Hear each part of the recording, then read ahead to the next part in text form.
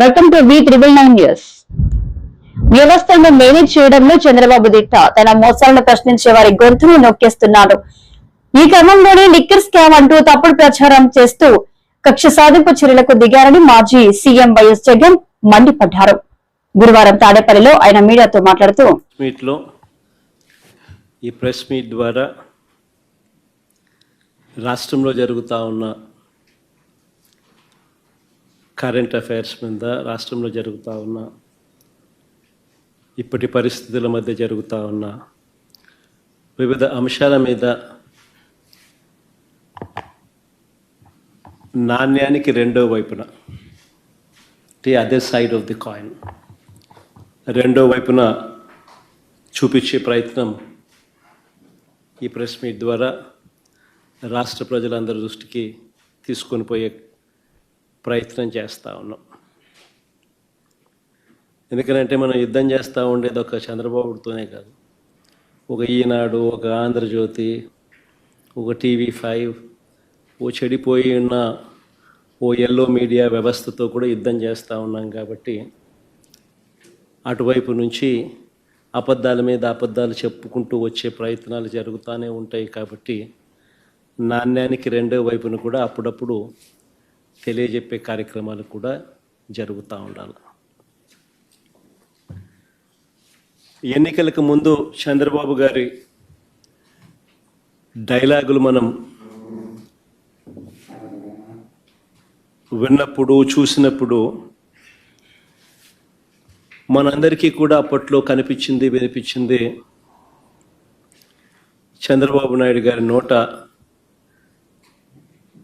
నా చేతిలో అభివృద్ధి మంత్రం ఉంది,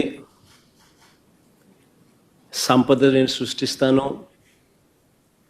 సంక్షేమ పథకాలన్నీ కూడా నేను అమలు చేస్తాను, జగన్ చేసేటివన్నీ కూడా నేను ఇస్తాను, అంతేకాదు జగన్ కంటే ఎక్కువ కూడా నేను చేస్తాను అని చెప్పి ఎన్నికలకు ముందు, కరెక్ట్గా సంవత్సరం ముందు చంద్రబాబు నాయుడు గారు చెప్పిన మాటలన్నీ కూడా మనకు గుర్తుకొస్తాయి. నేనైతే రాష్ట్రాన్ని బాగు చేస్తానని కూడా, జగన్ హయాంలో రాష్ట్రం శ్రీలంక అయిపోయిందని కూడా, ఇటువంటి తప్పుడు మాటలకు కూడా చంద్రబాబు నాయుడు గారు చెప్పుకురావడం కూడా మనం విన్నాం.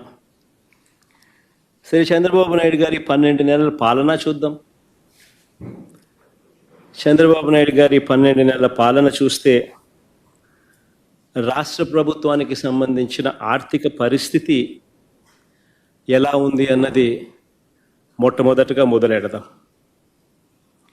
మా హయాంలో అయితే కోవిడ్ లాంటి మహమ్మారిని కూడా ఎదుర్కొని మేము రాష్ట్రాన్ని నడపవలసిన పరిస్థితి మా హయాంలో జరిగింది.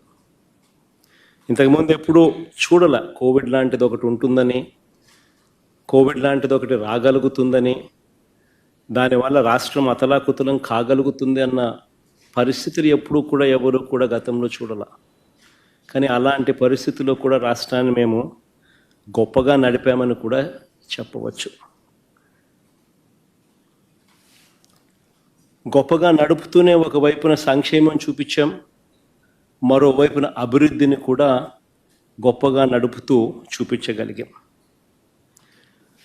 మా ప్రభుత్వంలో దేవుడి దయతో, ప్రజలందరి చల్లని దీవెనలతో మేము చేయగలిగిన మంచి వల్ల ప్రజల కొనుగోలు శక్తి పెరిగింది, పెట్టుబడులు కూడా దానివల్ల పెరిగాయి. ఈ రెండింటినీ ప్రామాణికంగా రద్దు చేసిన, దీనికి అడ్డు రాకూడదు అని రాష్ట్రంలో అప్పటికే అమల్లో ఉన్న రివర్స్ టెండరింగ్ ప్రాసెస్, అంటే రివర్స్ ఆక్షన్ను రద్దు చేసేస్తారు.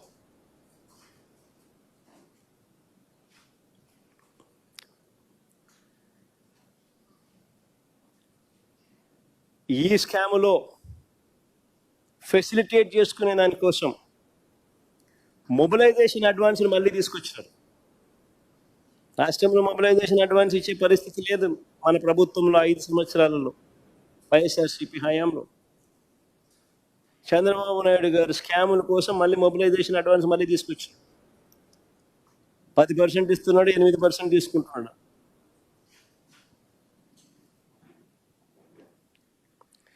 ఐకానిక్ టవర్ల పేరిట 5 బిల్డింగులు, ఐకానిక్ టవర్ల పేరిట 5 బిల్డింగులు 2271 కోట్ల రూపాయలు 2018లో టెండర్లు పిలిచినప్పుడు వచ్చిన రేటు.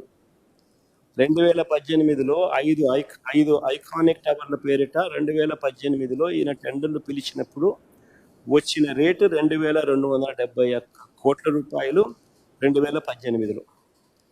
ఇప్పుడు మిగిలిపోయిన పనులు అయ్యే బిల్డింగ్లే, మిగిలిపోయిన పనులకు ఇప్పుడు నిర్మాణ వ్యయం ఎంత తెలుసా? 4668 కోట్లు. అంటే 2018తో పోలిస్తే 2417 కోట్ల రూపాయలు అధికంగా, 105% ఎస్కలేషన్, 105% ఎస్కలేషన్.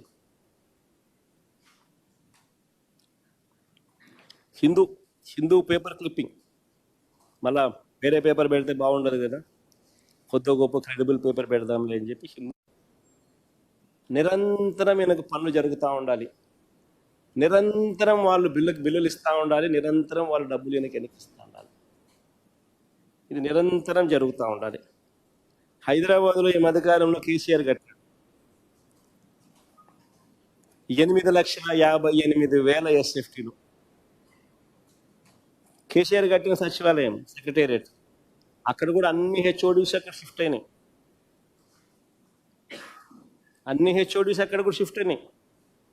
8,58,000 ఎస్ఎఫ్టీ, 616 కోట్ల రూపాయలతో కేసీఆర్ ఈ మధ్యకాలంలోనే అడగట్టాడు. సెక్రటేరియట్తో పాటు మొత్తం హెచ్ఓడీస్ అన్నీ కూడా అక్కడ షిఫ్ట్ అయినాయి. మరి నేను అడుగుతా ఉన్నా, 8,58,000 అంటే సరేలే పోనీలే, 6 లక్షలు కాకపోతే 8,58,000 పెడతా ఉన్నాడు, సరేలే పోనీలే అనుకోవచ్చు. కానీ 53,57,000 ఎస్ఎఫ్టీ ఏంది స్వామి?